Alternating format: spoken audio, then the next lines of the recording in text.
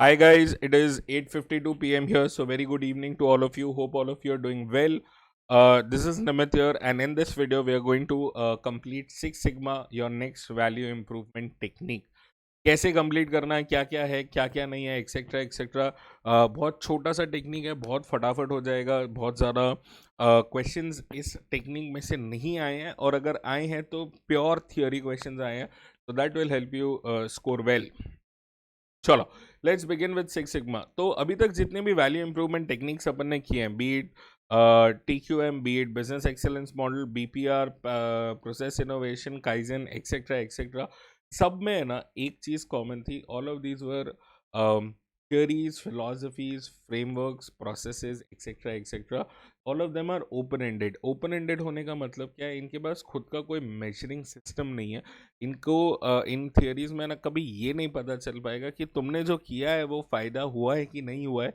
ये ना हमेशा लॉन्ग टर्म में पता चलता है, कभी शॉर्ट टर्म में नहीं पता चल सकता है। It is not data driven और न्यूमेरिकल ड्रिवन और स्टेटिस्टिकली ड्रिवन, बट ये वाली जो टेक्निक है, the six sigma technique, which was developed by Motorola and then it was picked up by General Electric, GE, और वहां से वो फेमस हो गया। ये वाली जो टेक्निक है is a statistically driven, number driven technique. इस टेक्निक का सोल पर्पस यही है कि आपको पता चले कि आपने जो भी ड्राइव चालू किया है वैल्यू इंप्रूवमेंट के लिए, हैज दैट वर्कड आउट और not, is it going to be better और not, has it been better और नॉट, ये सब पता चलेगा। ठीक है। नाउ कोई भी वैल्यू इंप्रूवमेंट टेक्निक है ना, उसके उसके दो मेन पिलर्स है। First is to eliminate the waste and to reduce the defects. ठीक है। वेस्ट एलिमिनेशन और डिफेक्ट रिडक्शन ये हर किसी वैल्यू इंप्रूवमेंट टेक्निक का बेसिक है। ठीक है। But in this technique six sigma में व्हाट इज डिफरेंट इज, यहाँ पे we are looking at reducing the cycle times also.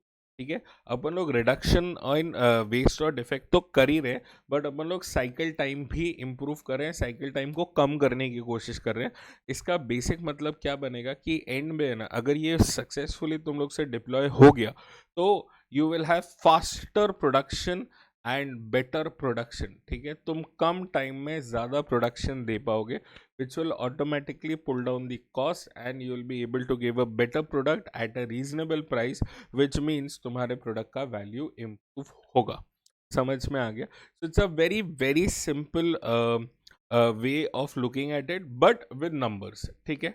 अब यहाँ पे सिक्स सिग्मा के कुछ फोकस एरियाज है, एरियाज जहाँ पे अगर आपका है ना इम्प्रूवमेंट रहा तो सिक्स सिग्मा डिप्लॉय हो पाएगा। और यू कैन ऑल्सो से कि की एरियाज है जहाँ पे आपको है ना थोड़ा सा ध्यान रखने की ज़रूरत है।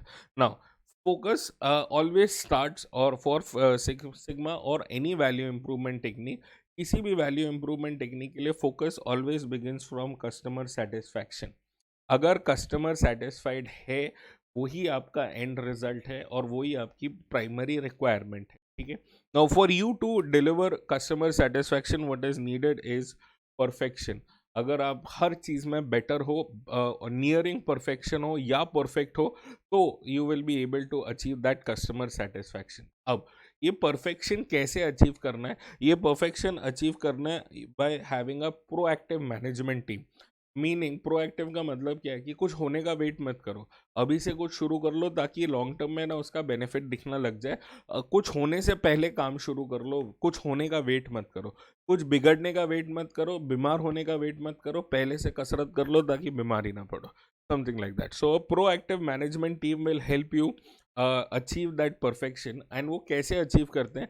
They will improve the management, they will improve the processes and places around the processes, etc etc. So basically an overall upliftment of the complete process, plus they will collaborate within the business। collaboration within the business का मतलब क्या है कि research team और operational team को थोड़ा साथ में है ना मर्ज किया जाए, रिसर्च टीम और परचेजिंग टीम को साथ में मर्ज किया जाए, ताकि सब अपनी अपनी प्रॉब्लम शेयर करें और उसके साथ है ना एक ऐसा सोल्यूशन बने जो सब लोग यूज़ कर सके। ठीक है। मेरे हिसाब से आई एम R&D का, मेरे हिसाब से बेस्ट चीज़ जो है वो लेके आ जाओ, पर परचेज वाला बोलता है वो बहुत महंगा है, वो नहीं बेच पाओगे, मार्केटिंग वाले ने मना कर दिया। सो सारी टीम्स का कोलैबोरेशन होना ज़रूरी है, तब जाके एक कॉमन कंसेंसस और एक बेटर प्रोडक्ट बन पाएगा। ठीक है.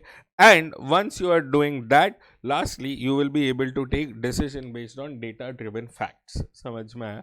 तो सबके पास जो डेटा होगा उसके बेसिस पे डिसीजन ले पाएंगे, something which will be better than everybody sitting idle.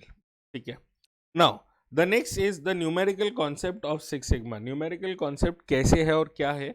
अगर तुम लोग ने ना 10th standard 11th standard 12th standard में मैथ्स पढ़ा होगा, तो मैथ्स में ना अपने पास एक साइन हुआ करता था सिग्मा का, ऐसा कुछ. आई थिंक यही है सिग्मा का sign. Sigma is basically the deviation from the perfect और the ideal route. Ideal route से आप कितना भटक रहे हो, that is measured by sigma. जितना ज़्यादा सिग्मा उतना कम भटक रहे हो, जितना कम सिग्मा उतना ज़्यादा भटक रहे हो, ये ध्यान में रखना. If you have a lower sigma it means तुम लोग बहुत दूर हो आइडियल सिचुएशन से. If you have a higher sigma it means you are very close to the perfect one. तुम लोग थोड़ा सा भटके हुए हो. समझ में आया? एंड सिक्स सिग्मा का मतलब क्या है? It is 3.4 million defects, 3.4 defects पर मिलियन अपॉर्चुनिटीज. ऐसे डिफेक्ट्स पर मिलियन अपॉर्चुनिटीज को शॉर्ट में डीपीएमओ भी बोला जाता है. ठीक है. तो 1 मिलियन मतलब 10 लाख अगर तुम लोग केसेस कर रहे हो, तो उसमें से 3.4 में अगर तुम लोग के पास मिस्टेक हुई then it is six sigma. मतलब तुम लोग ने ना सब कुछ हमेशा राइट किया है, सिर्फ 3.4 टाइम्स गलती की है. And just to give you an perspective, the Mumbai dabbawala association, जो डब्बा वाला एसोसिएशन है ना, उनके पास सिक्स सिग्मा सर्टिफिकेशन है. मतलब वो लोग है ना, अगर 10 लाख डब्बे डिलीवर कर रहे हैं ना, तो उसमें से 3.4 टाइम्स सिर्फ मिस्टेक होती है उनसे. ठीक है. तो सो that is the perfection that the Mumbai dabbawala association also has. ठीक है. अब अगर आपको ये सिक्स सिग्मा मेथोडोलॉजी डिप्लॉय करनी है, तो उसके दो तरीके हैं, और वो दो तरीके डिपेंड करते हैं कि आपके पास प्रोसेस है एग्जिस्टिंग या नहीं है. अगर आपके पास एग्जिस्टिंग प्रोसेस है then you will follow something called as DMAIC. एंड अगर आपके पास एग्जिस्टिंग प्रोसेस नहीं है, तो फिर अपन लोग है ना एक मेथोडोलॉजी फॉलो करेंगे जिसका नाम है DMADV. ठीक है. एंड ऑफ द डे दोनों काफ़ी सिमिलर है, बट अप्रोच में फ़र्क कहाँ आता है कि whether you have a process available और you want to design a new process. ठीक है. तो अगर आपके पास प्रोसेस अवेलेबल है, ठीक है, अगर आपके पास प्रोसेस अवेलेबल है then you will do something called as DMAIC. ये DMAIC ये वर्ड्स क्या है? ये है ना सारे जो 5 स्टेप्स है उनके इनिशियल्स है जिससे ये वर्ड बनाया गया है. ठीक है. The D stands for define. Define the problem या गोल. आपको क्या चीज़ सॉल्व करनी है ना, पहले उसे फाइंड आउट करो, उसे डिफाइन करो. देन फिर आपको है ना करना क्या है? You have to measure in detail all the components of that process, everything about that process, उसे मेजर करना है. And then in the third step जो भी आपने है ना इंफॉर्मेशन, जो डेटा आपने कलेक्ट किया है उसको है ना एनालाइज करेंगे, उससे इंफॉर्मेशन जनरेट करेंगे, ये फाइंड करेंगे कि मेन प्रॉब्लम कहाँ है, क्या है root cause of that particular process, what is hindering that process, वो अपन लोग फाइंड करेंगे. Then we will improve the process and lastly will control the process, ताकि आगे चल के भी वो वैसा ही परफॉर्म करे जैसा अपन लोग ने इंटेंट किया था. सो इट्स अ वेरी सिंपल. अगर आप लोग अगर पहले के वीडियोज अगर आपने देखे होंगे, तो अपने पास है ना TQM में there was a PDCA cycle. ठीक है. बिजनेस एक्सीलेंस मॉडल में EFQM मॉडल में आपके पास था एक रेडार. ठीक है. ये ना उसी टाइप का ही है, not exactly cyclical but pretty much cyclical in nature as well.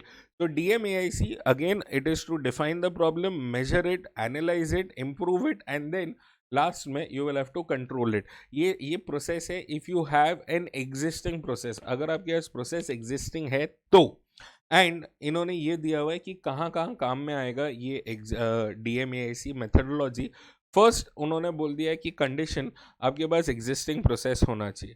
ठीक है. उसके अलावा में कस्टमर का बिहेवियर जो है वो बहुत ज़्यादा चेंज नहीं होना चाहिए, बहुत ज़्यादा फ्लक्चुएट नहीं होना चाहिए, टेक्नोलॉजी स्टेबल होनी चाहिए, कॉम्पिटिटर का बिहेवियर भी मोर ओवर सेम होना चाहिए, कॉम्पिटिटर भी बहुत ज़्यादा इनोवेट नहीं कर रहा होना चाहिए. अब अगर आप बोलोगे ये सारे कंडीशंस है ना आपको कहाँ मिलेंगे? ओ and one more important condition, only a single process needs to be alter. मतलब छोटा मोटा चेंज करना है तो DMAIC करो, अगर बड़े बड़े चेंजेस करना है ना तो DMADV करना है. अब ये कहाँ हो सकता है? मैं भी सोच रहा था actually, to give you an example, मैं भी सोच रहा था कि इतनी कंडीशंस कहाँ हो सकती है, एंड आई फाउंड मिल्क. और dairy products for that matter pretty much बहुत सालों से है ना सेम ही रहे हैं. कोई बहुत ज़्यादा चेंजेस आए नहीं है एक्सेप्ट द प्राइस. बट इसके अलावा है ना काफ़ी कुछ है ना हमेशा सेम ही रहा है. So for an industry like Gokul और गोवर्धन और अमूल और समवन लाइक दैट जो जो डेयरी प्रोडक्ट्स में या milk particular milk and milk products में डील करते हैं, उनके लिए ना DMAIC is a very simple strategy to work upon. समझ में आया? Next, what if you don't have a process. अगर आपके पास प्रोसेस नहीं है तो आप क्या करोगे? You will then do DMADV. यहाँ पे है ना कुछ चेंजेस है. सबसे पहले है ना अपन लोग क्या करेंगे, अपन लोग अपना गोल डिफाइन करेंगे. अपन लोग है ना अपना एंड रिजल्ट क्या आना चाहिए वो डिसाइड करेंगे कि अपने को क्या क्या चाहिए. Then we will measure all the critical components of the process and उसके बाद we will analyse all the processes एक एक करके एंड उसमें से अपन लोग एक है ना जो बेस्ट प्रोसेस है अपन लोग उसे चूज करेंगे. देन लास्ट में we will design the process and we will test it and last में वेरीफाई करेंगे. वेरीफाई करने पे अगर वो सब सही चल रहा है देन लास्ट में we will hand it over to the client. Basically DMADV is a brainstorming process for a new product. ठीक है, अ न्यू प्रोसेस रादर. नया अगर आप कुछ कर रहे हो तो आपको DMADV यूज करना है. अगर आपके पास एग्जिस्टिंग है तो आप DMAIC यूज कर सकते हैं. अब DMADV अगर आपको यूज करना है तो कंडीशंस क्या है? न्यू प्रोसेस होना चाहिए. ठीक है, too many changes in the existing process अगर होएगा तो भी वो हो सकता है. Multiple process need to be altered. Then उसके बाद कॉम्पिटिटर है ना आपका बहुत ज़्यादा इवॉल्विंग होना चाहिए. So is the customer and so is the technology.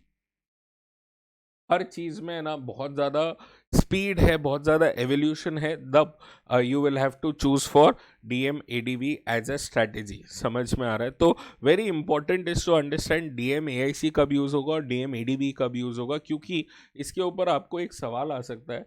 आपको एक प्रोसेस दिया जा सकता है और फिर आपको पूछ सकते हैं कि इसमें DMAIC करना है या DMADV करना है, या एक थॉट दे सकता है और उसके बाद बोलेंगे इन दोनों कौन सी मेथडोलॉजी सिक्स सिग्मा की इसमें काम आएगी. तो you'll have to keep that in mind. ये चीज़ आपको हमेशा ध्यान में रखना है कि है ना वो एक एग्जिस्टिंग प्रोसेस के लिए और एक नए प्रोसेस के लिए. That I think could be the trigger point for a case study. समझ में आ गया? दैट बीइंग सेड, अगर आप है ना इन दोनों मेथडोलॉजीज को देख रहे हो तो कुछ सिमिलैरिटीज है इन मेथडोलॉजीज में. अब क्या है वो similarities? Both are based on DPMO. दोनों में डिफेक्ट्स पर मिलियन अपॉर्चुनिटी ही देखा जाता है as a end result to check कि कितना सिग्मा आया है, अपने को क्या रिजल्ट मिला है. उसके लिए है ना वी स्टिल यूज DPMO. समझ में आया? they still use both the methodology still use the same quality management tools. अब ये क्वालिटी मैनेजमेंट टूल्स क्या होते हैं ना, तो मैं तुम लोगों को बताऊं. ये जो बार्स और ग्राफ्स और चार्ट्स और मैपिंग टेक्निक सॉफ्टवेयर ये सारी चीज़ें होती है ना, these are quality management tools. These are basically monitors जो फुल टाइम चेक कर रहे हैं कि क्या क्या कैसे कैसे सोचा था और कैसे कैसे हो रहा है, and they present real time data to you. अगर किसी टाइम अगर मौका मिले तो SAP देखना है. SAP जो सॉफ्टवेयर है उसमें बहुत सारे क्वालिटी मैनेजमेंट टूल्स है. Something which you will understand and enjoy. ठीक है. Then the third important point that the customers needs are the basic parameter whether you're doing DMADV और DMAIC. एंड में एंड गोल जो है वो कस्टमर सेटिस्फैक्शन है. इसके लिए कस्टमर की नीड को हमेशा ध्यान में रख के ही दोनों स्ट्रैटेजीज चलती है. And then the last point, both DMADV and DMAIC are fundamental Six Sigma methodologies for improve the product. तो देख एंड में है ना जो गोल है वो वही है कि क्वालिटी इंप्रूव करनी है, वेदर इट इज DMAIC और DMADV. समझ में आया? ये थोड़ा सा है ना बकवास सा पॉइंट है बट लिटरेचर में है, so can't do much. All of this are picked up from the Harvard Business Review. जो एक वेबसाइट है उस पर HBR एक उनका एक रिव्यू कम्युनिटी है जहाँ पे बहुत सारे आर्टिकल्स आते हैं और उन आर्टिकल्स में से इंस्पिरेशन लेके ये मटेरियल ड्रॉ किया हुआ है. So it is legit literature. ऐसा है ना कुछ भी है ना किसी का उठाया हुआ नहीं है. प्रॉपर जहाँ से लिटरेचर का सोर्स है वहाँ से ये सब चीज़ें पिकअप है. ठीक है ना? अब finally we are left with some differences and some limitations. अब differences between DMAIC and DMADB। तो यहाँ पे जो एग्जिस्टिंग प्रोसेसेस के लिए वो है DMAIC, और जो नए प्रोसेस के लिए है वो है DMADB। अब DMAIC क्योंकि एग्जिस्टिंग प्रोसेस चालू था और उसके बाद आप उसमें कोई चेंज ढूंढ रहे हो या उसमें आप कुछ बेटरमेंट कर रहे हो, तो it becomes in the nature of a reaction. ठीक है, तुमने कुछ किया और उसके बाद कुछ समझ में आया एंड तुमने उसे रिएक्ट किया। ठीक है, यहाँ पे DMADB is more of a proactive approach, क्योंकि यहाँ पे कुछ होने से पहले है ना, आप यहाँ पे कोई कुछ डिजाइन कर रहे हो, कुछ डिप्लॉय कर रहे हो, कुछ इम्प्लीमेंट कर रहे हो। ठीक है, देन दिस इज इंपॉर्टेंट, ये वाला पॉइंट मार्क करना। DMAIC is to increase the capability. आप कहीं ना कहीं कोई कमी थी, इसके लिए उस प्रोसेस को चेंज कर रहे हो, तो बेसिकली आप सक्षम हो रहे हो, you are getting capable. But DMADB is to increase the capacity. ठीक है, it is to increase the capacity. Basically अगर आप नया प्रोसेस चालू कर रहे हो, नए प्रोसेस से आपको नई कैपेसिटी जनरेट होगी, तो it is why it is which is why it is DMADB is more towards capacity improvement, whereas DMADB is more towards capacity improvement, or DMAIC is more towards capability improvement. ठीक है, and the last point, rupee benefits are easily quantified under DMAIC। क्यों? क्योंकि एक process चल रहा था ना, उसमें तुम लोग को मालूम है क्या हो रहा था। अब अगर तुमने उस प्रोसेस को ट्वीक किया या चेंज किया, तो ऑटोमेटिकली वो प्रोसेस अगर सही चलने लगेगा तो तुम्हें पता चल जाएगा। तो यहाँ पे रूपी बेनिफिट्स है ना, फटाफट समझ में आ सकता है, मोनेटाइजेशन समझ में आ सकता है।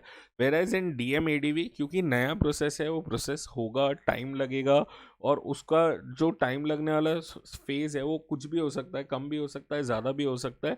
तो इसके लिए ना रूपी बेनिफिट्स है ना जल्दी से क्वांटिफाइबल नहीं है।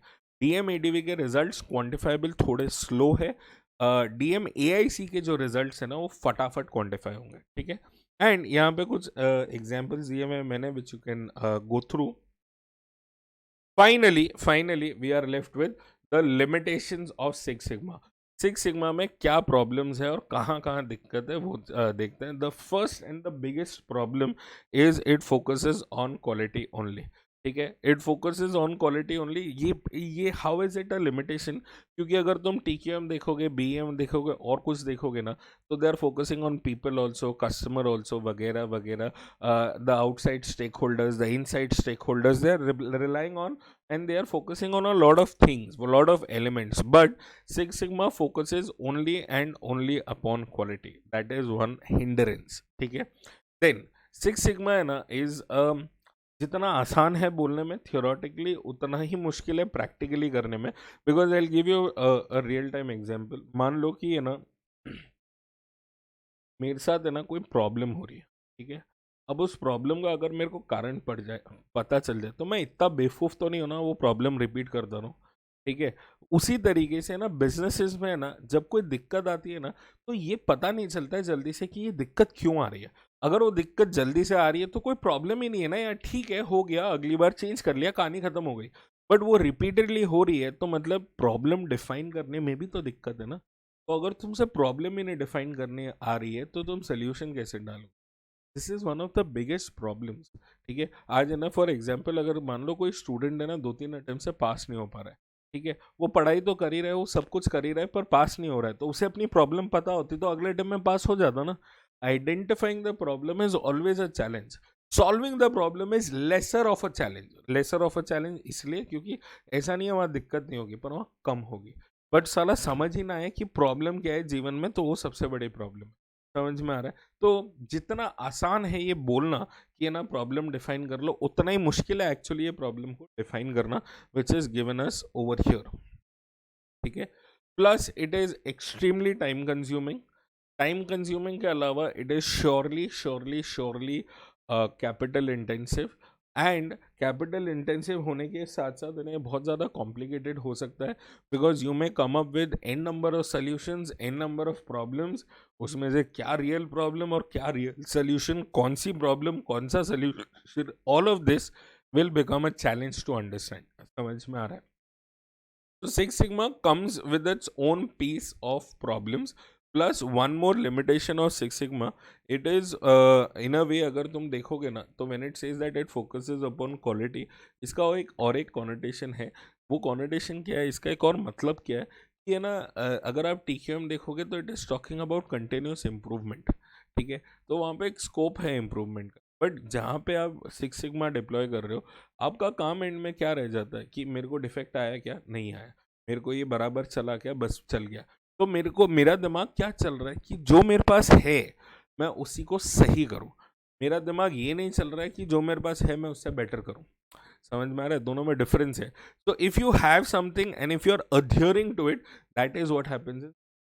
But if you have something and you're getting better with it, or you want to get better with it, that is what exactly is basically in other value improvement।